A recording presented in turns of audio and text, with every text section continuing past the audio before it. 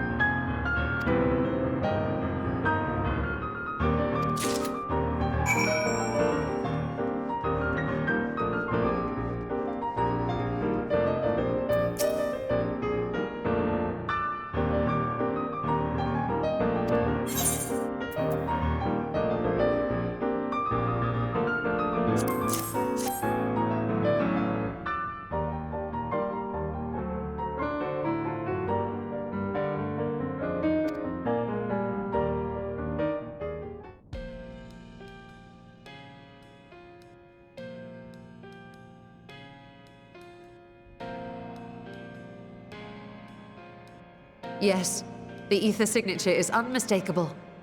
I've felt the traces of House Damia's resonance many times at the Great Work. Time to see what all the fuss was about.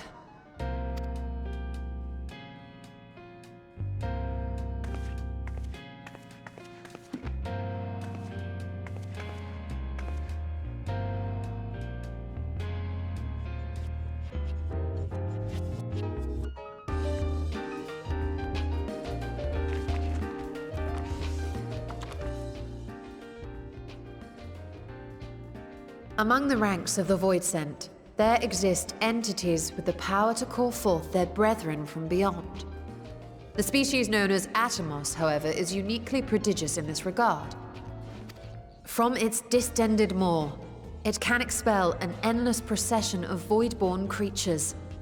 a talent which sorely tested the Radiant host in its battles against these abominations.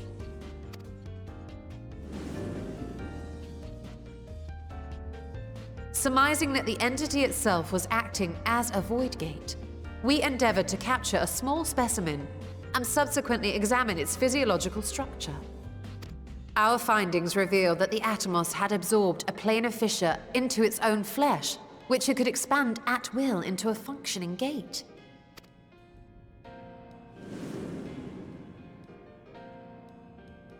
Upon further analysis, we identified an ethereal wave pattern emitted during this process.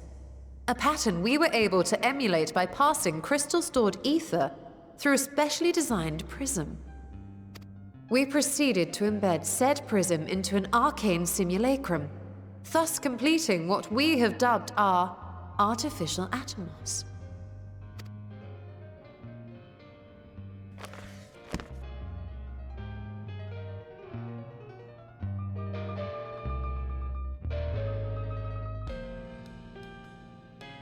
How could I have been so blind to the possibilities?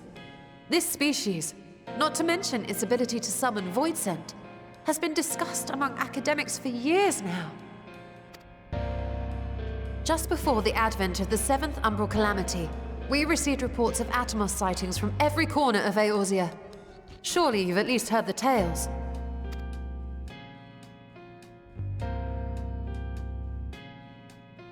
And still, House Daemir went and built a mock Atomos of their very own. I'm not surprised the Archons consigned their work to a restricted archive. It was no easy task, but at last we've unearthed the volume we've been searching for.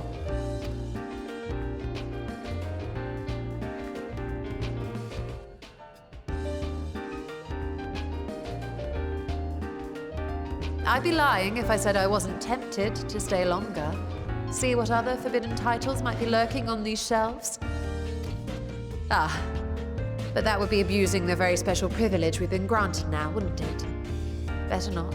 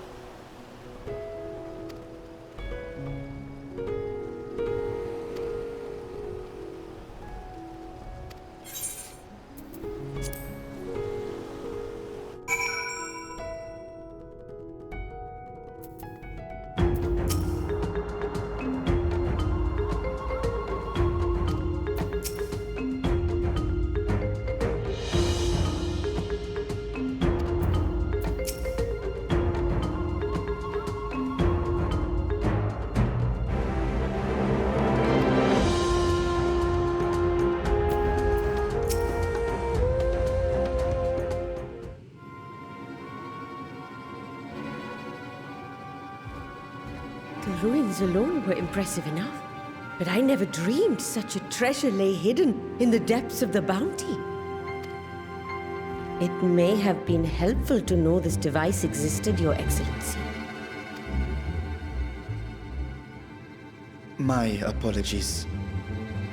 The gate was a secret I shared with none but my closest advisors. I feared for what might happen should those with ill intentions learn of its existence.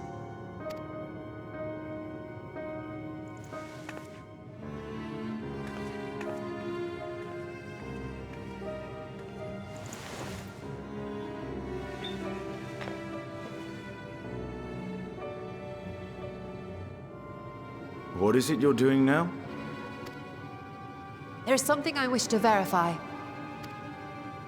The NOAA reports claim that a short stint into the void carries little risk of etheric imbalance. Should one suffer an injury, however, or if one's expedition drags on longer than intended, that risk becomes significantly greater. Graha theorized that a warding scale would confer protection from the void's corrupting influence. But I would prefer to test that hypothesis before we set foot in the 13th ourselves. So, this is an experiment of sorts? Yes, an experiment. Tell me, how would you go about testing the efficacy of the warding scale?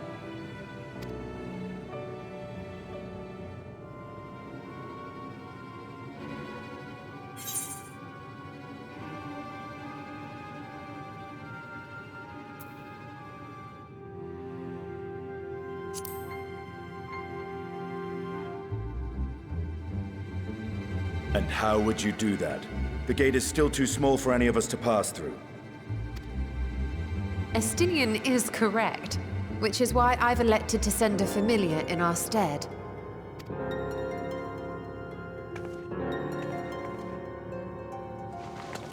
Now, a lowly imp can navigate a fissure, no matter how narrow.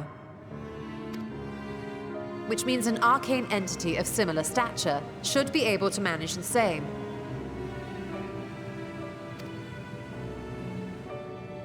I hadn't wanted it to come to this, but no other familiars will do, I'm afraid.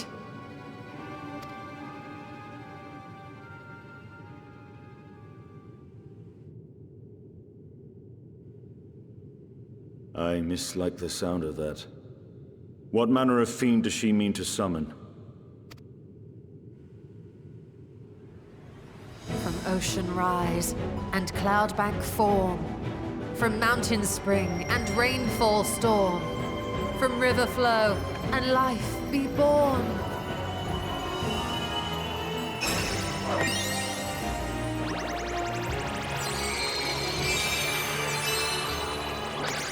Water, water, froth and foam!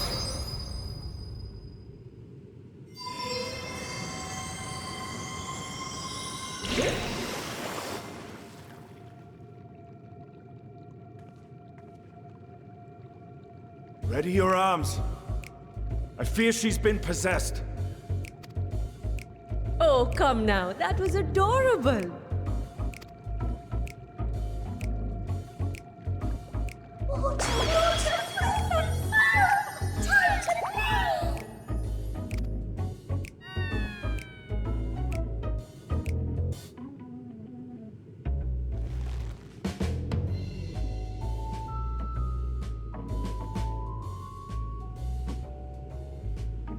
Though not my first choice.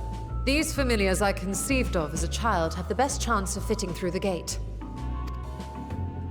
I only wish my younger self had considered a more dignified ending to the creation ritual.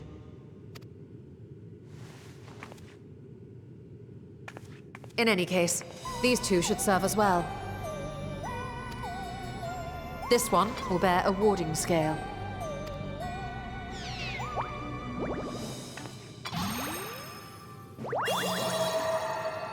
And when they return from the 13th, we can observe how the talisman, or absence thereof, has affected the progress of the Void's corruption.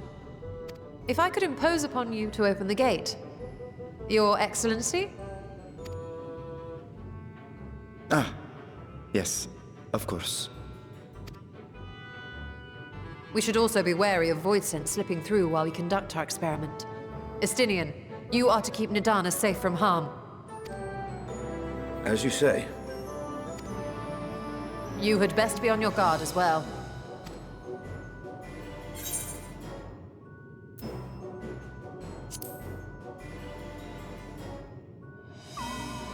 And we are glad for it. Let us begin, shall we?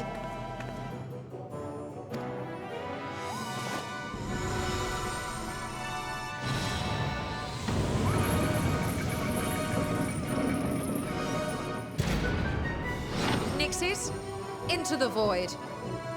Water, water, and fire! Into shining realms we go!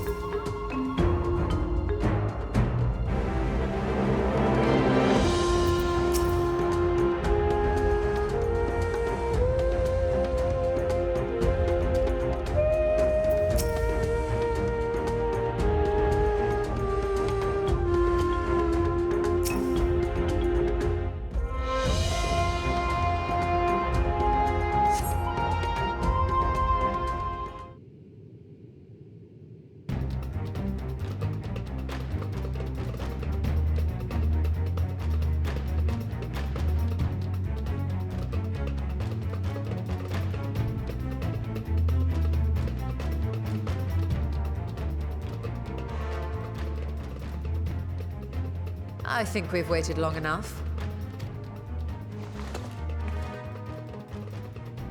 Nixies, return to my side.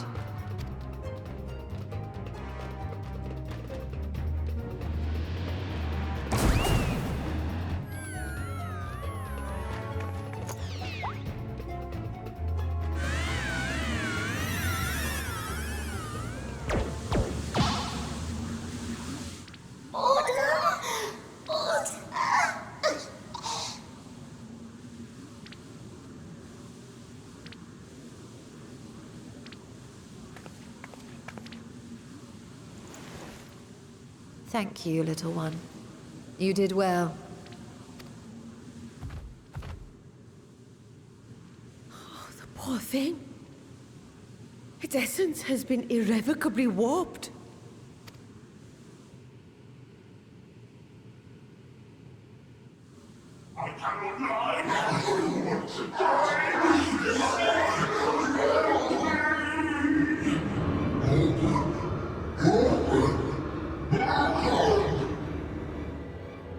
We're out of time! I must reseal the Void Gate.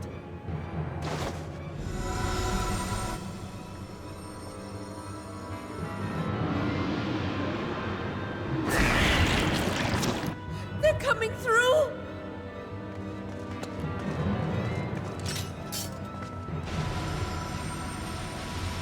In the name of Alzadal III, I bar this door unto the Void!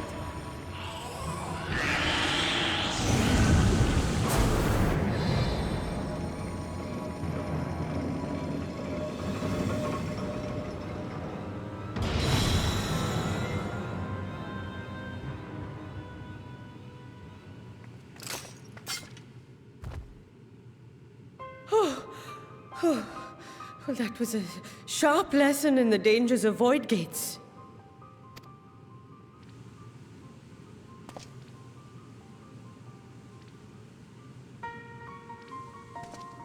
And what of our experiment? I'd say the results speak for themselves.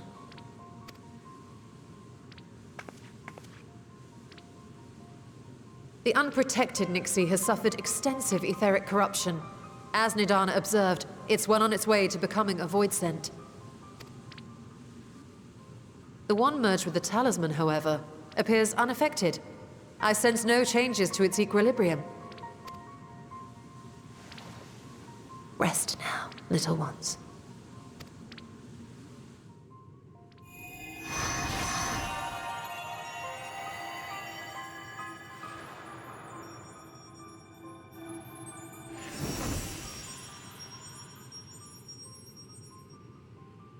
Graha's theory was correct then.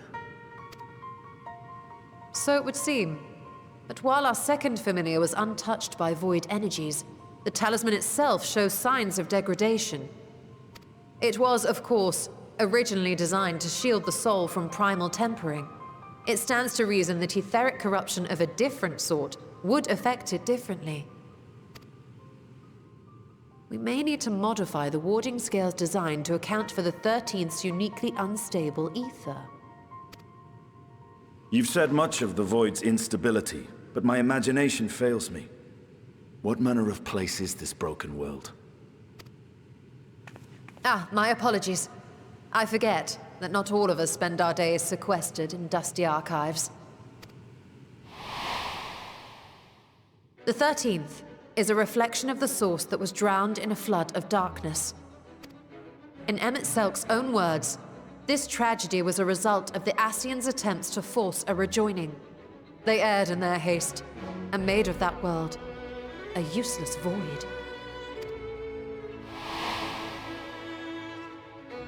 You remember Unakalhai, the unusual child we met during our troubles with the Warring Triad.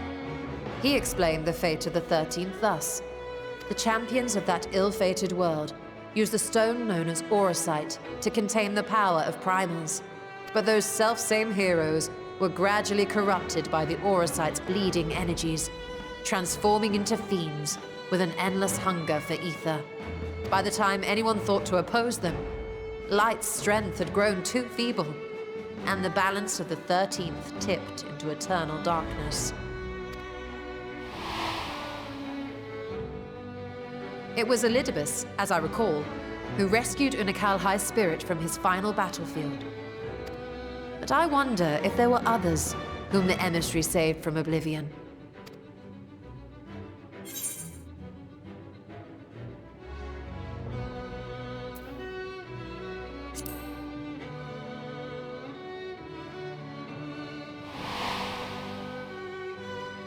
The server, Ciela, wasn't it? And you say she was another of Elidibus's pawns?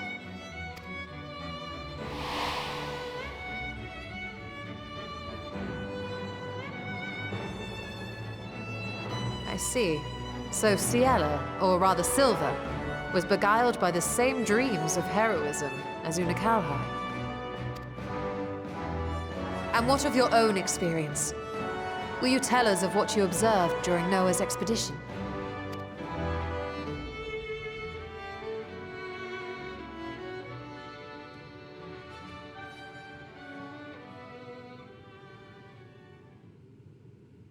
I can picture it now.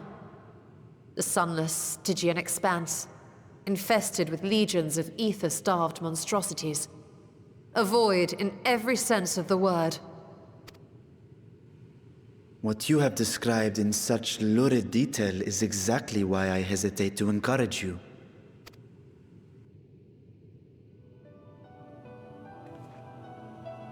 Worry not, great Vritra.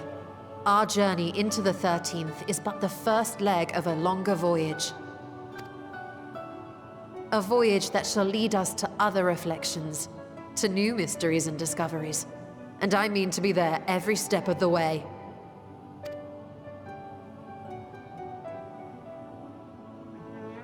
But first I must focus on refining the warding talisman. Then I can begin work on constructing an artificial Atomos. Or I could if I had the relevant manuals to hand. Might I be so bold as to request access to the Satrap's family archives?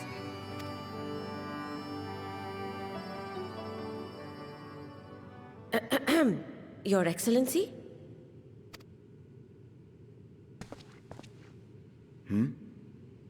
Oh, yes. That can be arranged. I will speak to my officials upon our return.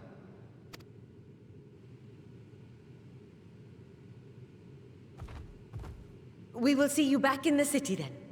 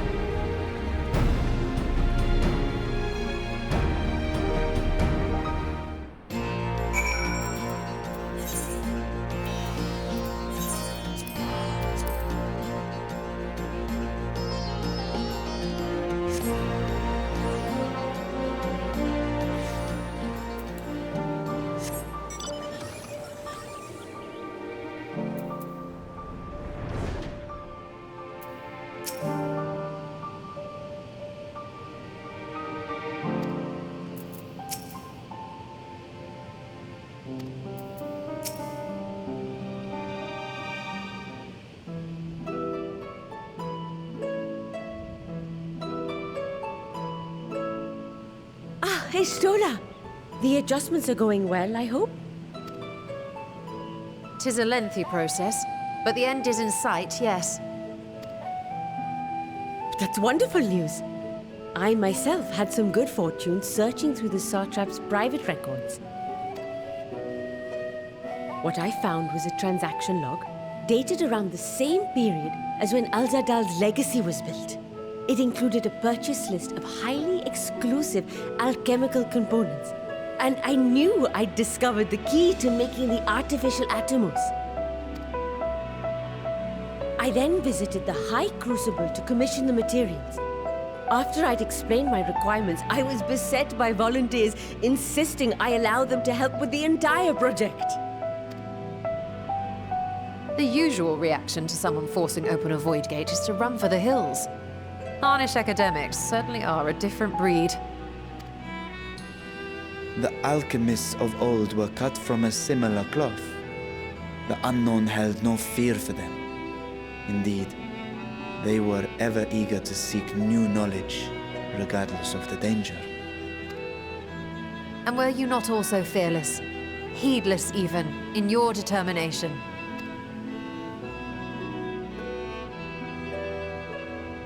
My sire entered his dormancy before I was hatched. And so it was Ashdaya who kept my eggs safe and warm. It created a bond between us. Even long after I learned to fend for myself, I rarely strayed from her side. She was my guardian, my sister, my dear companion. And not a single day passes that I do not mourn her absence. No matter how deep the darkness, I would not surrender my search. I promised myself the time would come when we would once more take to the skies together. But I am satrap now. The Radiant Host is here to serve, Your Excellency. Nabdeen, what is this about? Sir Estinian told us of your predicament. For centuries you have protected Rads at Han, never showing your true self, hiding behind a curtain and living only in service to the people. Your dedication meant more to us than your deceit, and so did we accept you as our rightful ruler. After all that you have sacrificed for this nation, did you imagine we would begrudge you your heart's desire? We survived the final days. We are a strong and proud people. We, the Radiant Host, will keep Thavnair safe in your absence.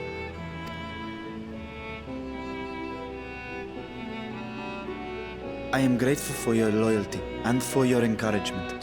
And yet, Now you listen to me, Varshan.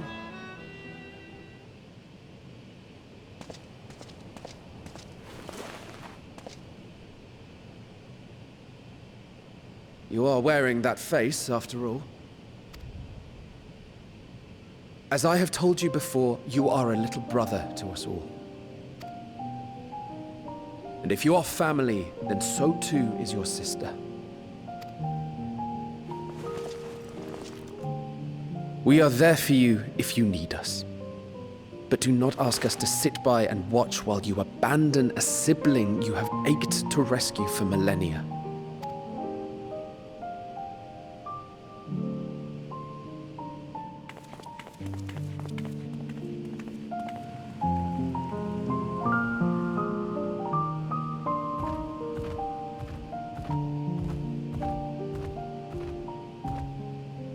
We will succeed in opening the way. It is only a matter of time. All you need do is prepare to step through to the other side.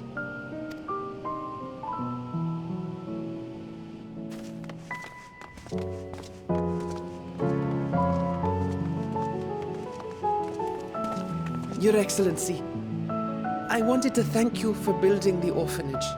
It means so much that my sister and I will have a place to be together, safe and happy. And I hope that you and your sister can be together again, too.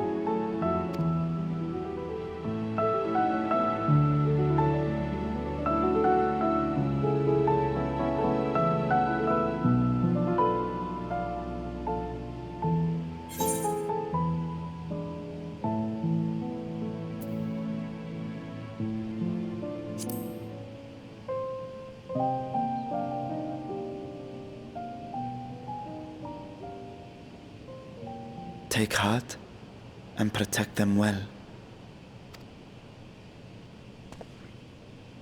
Such were the words I once said to you.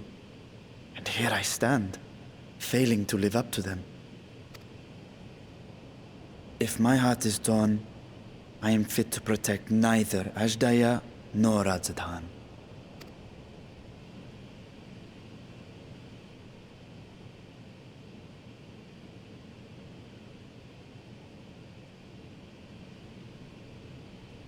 My people, I have come to a decision. Vashan will depart Thavne for a time. My dragon self will remain in the palace, but only to conduct the satrap's most essential duties. While I am focused on controlling this vessel, there may be matters that escape my attention. I rely on you, my trusted friends, to watch over one another until I return.